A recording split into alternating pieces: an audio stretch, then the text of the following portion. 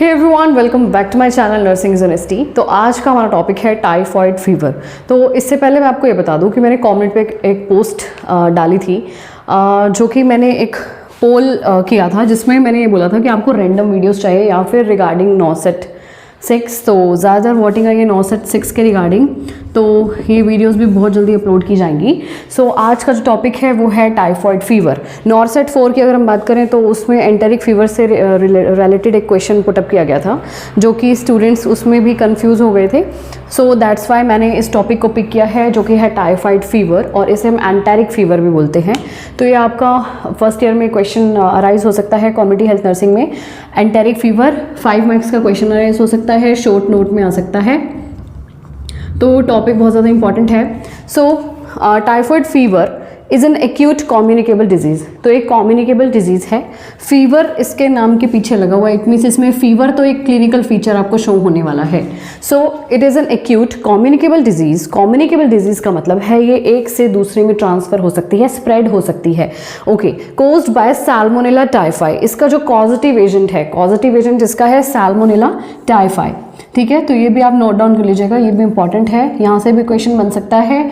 Causative agent typhoid fever या फिर enteric fever का क्या है? Salmonella typhi.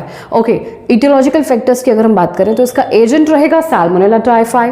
Source of infection इसका रहेगा पेशेंट्स, कैरियर जिसे आप बोलते हो। कैरियर मतलब जिसको भी जो पर्सन अभी इन्फेक्टेड है टाइफॉइड फीवर से, सैल्मोनेला टाइफाई जो एजेंट है जिसके अंदर अभी प्रेजेंट है, जो एक कैरियर है, वो ही इस डिजीज़ को स्प्रेड कर सकता है। ओके, अगर रूट की बात करें, स्प्रेड किस तरीके से कर सकता है, तो यहाँ मैंने मेंशन किया है faecal oral and urine oral route. Mode of transmission मतलब ये इन्फेक्शन जो है स्प्रेड किस तरीके से होगा one person to another person, तो इसका स्प्रेड होगा faecal oral and urine oral route से। मतलब अगर कोई भी फीकल मैटर है वो कंटामिनेटेड फूड या फिर फिंगर्स के थ्रू हमारे माउथ तक पहुंच जाता है और हम इनगल्फ कर लेते हैं उसे, अपने हम इनटेक कर लेते हैं ऐसे फूड का जो कि कंटामिनेटेड फूड है विद फीकस या फिर विद यूरिन। अगर हमारे हैंड कंटामिनेटेड है तो उससे भी ये जो सैल्मोनेला टाइफाई है ये हमारे अंदर एंटर कर सकता है। ओके, सोर्स ऑफ इन्फेक्शन हो गया। यहाँ पे कैरियर रहेगा, मतलब पेशेंट जिनको अभी जो इन्फेक्टेड है सैल्मोनेला टाइफाई से। ओके, इन्फेक्टिव पीरियड इसका रहता है जब तक ये जो एजेंट है ये जब तक आपकी बॉडी पे प्रेजेंट है तब तक इन्फेक्टिव पीरियड इसका रहता है। ओके, एज की अगर हम बात करें तो ऑल एज ग्रुप को ये अफेक्ट कर सकता है, लेकिन जो कॉमन एज ग्रुप देखा गया है वो है 10 to 30 years of age. 10 to 30 years of age. Okay, immunity की अगर हम बात करें तो इससे हमें कोई भी ऐसी इम्यूनिटी, लाइफ टाइम इम्यूनिटी नहीं मिलती है। अगर एक बार टाइफॉइड फीवर या एंटेरिक फीवर का अटैक हो गया है पेशेंट को, टाइम भी ये अराइज हो सकता है। ओके, अगर हम इसके क्लिनिकल फीचर्स की बात करें तो हमें फीवर देखने को मिलेगा। पेशेंट में कौन कौन से क्लिनिकल फीचर्स शो होने वाले हैं? फीवर देखने को मिलेगा, एब्डोमिनल पेन देखने को मिलेगा, जिसके लिए हम फर्दर एनाल्जेसिक्स वगैरह दे सकते हैं। सिम्टोमेटिक मैनेजमेंट इसकी कर देंगे, जिस तरीके से हमें सिम्टम्स दिखाई देते हैं उसी तरीके की हम मैनेजमेंट करेंगे। डायरिया हो सकता है पेशेंट को। और 4th और 5th वीक की अगर हम बात करें, 4th वीक के अंदर तो हमें किस तरीके का डायरिया देखने को मिलेगा? 4th वीक में पी सूप डायरिया, ये आप नोट डाउन कर लीजिएगा। ओके, जीआई ट्रैक्ट के जितने भी सिम्टम्स हैं वो भी इसमें देखने को मिल सकते हैं, जैसे नोजिया है, वोमिटिंग है, हेडेक है, और जैसे यहाँ मेंशन है एब्डोमिनल पेन है। तो ये सब सिम्टम्स हमें यहाँ देखने को मिलेंगे। Fever develop rash in belly and chest.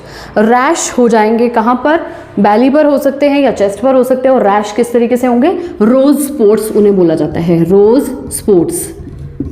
ठीक है, तो यहाँ से क्वेश्चन ये जो है आपके कॉम्पिटिटिव एग्जाम में क्वेश्चन पुटअप हो सकते हैं यहाँ से कि रोज स्पॉट्स कौन से डिजीज में आपको देखने को मिलते हैं, और वहाँ पर आपको टाइफॉइड फीवर मेंशन नहीं होगा, वहाँ पे एंटेरिक फीवर आपको मेंशन होगा।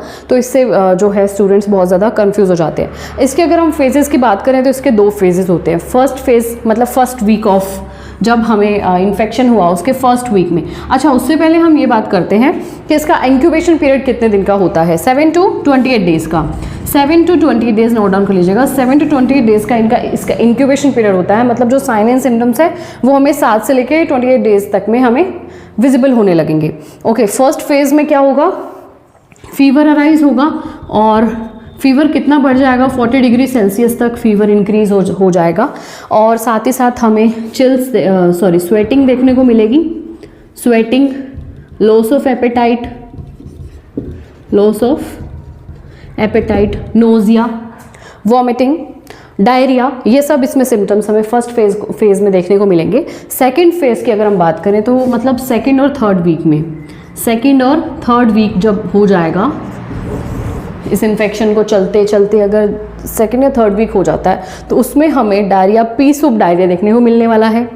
और हो सकता है मे बी स्टूल में ब्लड प्रेजेंट हो, ठीक है, the blood may be present in the stool. और बाकी सारे जो सिम्टम्स हैं वो जीआई ट्रैक्ट के ही होंगे। फीवर प्रेजेंट हो सकता है, फीवर रहेगा, हेडेक रहेगा, और ग्रेजुअली जब हम ट्रीटमेंट प्रोवाइड करेंगे आफ्टर दैट ये ग्रेजुअली जो सिम्टम्स हैं वो सीज होते जाएंगे। ओके, पेशेंट के रिगार्डिंग देख रहे हैं, अगर जो पेशेंट है अगर वो कैरियर है, अगर वो इन्फेक्टेड है तो हम क्या करेंगे डिजीज़ को कंट्रोल करने के लिए। नोटिफिकेशन है, पेशेंट को हमें इंस्ट्रक्ट करना है कि वो नोटिफाई करे। आइसोलेट, पेशेंट को आइसोलेट करके रखना है। ओके, ट्रीटमेंट करेंगे बेसिकली इसमें क्लोरामफेनिकोल दी जाती है, जो ड्रग है आप नोट डाउन कर लीजिएगा, क्लोरामफेनिकोल, ये ड्रग इसमें प्रोवाइड की जाती है। Disposal of faeces and urine, proper sanitation होना चाहिए, प्रॉपर डिस्पोजल सिस्टम होना चाहिए।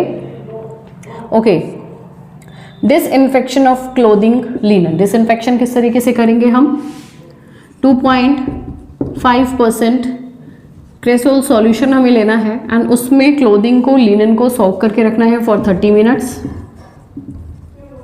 तो इसकी हेल्प से हम क्या कर पाएंगे, डिसइंफेक्ट कर पाएंगे क्लोथिंग को, लिनन को, लिनन मतलब जो भी शीट्स होंगी उन्हें। Okay, immunization of contacts with typhoid vaccine, अब जो भी पेशेंट के कॉन्टैक्ट्स हैं उनको हमें इम्यूनाइज कर देना है। कम्युनिटी से रिलेटेड हमें क्या करना है, देखिए इम्यूनाइजेशन कम्युनिटी में प्रोवाइड कराएंगे। अगर एंडेमिक एरियाज़ में टाइफॉइड फीवर के केसेस बढ़ते ही जा रहे हैं तो उस केस में हमें कम्युनिटी में इम्यूनाइजेशन प्रोवाइड करना है। Provision of safe water, improvement of sanitation, तो सेफ वाटर मतलब क्लोरिनेटेड वाटर सप्लाई हो, ये हमें इंश्योर करना है, ऐसा एक प्रोविज़न होना चाहिए जिसमें क्लोरिनेटेड वाटर सप्लाई होने चाहिए। फूड सैनिटेशन इज़ मस्ट, वैसे तो गोल्डन रूल है to eat the freshly cooked hot food, but after that भी हमें इसका ध्यान रखना है। अर्ली डिटेक्शन एंड ट्रीटमेंट हम कर सकते हैं, early detection of cases of typhoid fever cases and उनका ट्रीटमेंट कर देना है। Health education regarding typhoid fever हमें प्रोवाइड करनी है with the help of audio visual aids. Okay, so I hope आपको टाइफॉइड फीवर का टॉपिक क्लियर हो गया होगा। Do like, share and comment to my YouTube channel which is nursing honesty.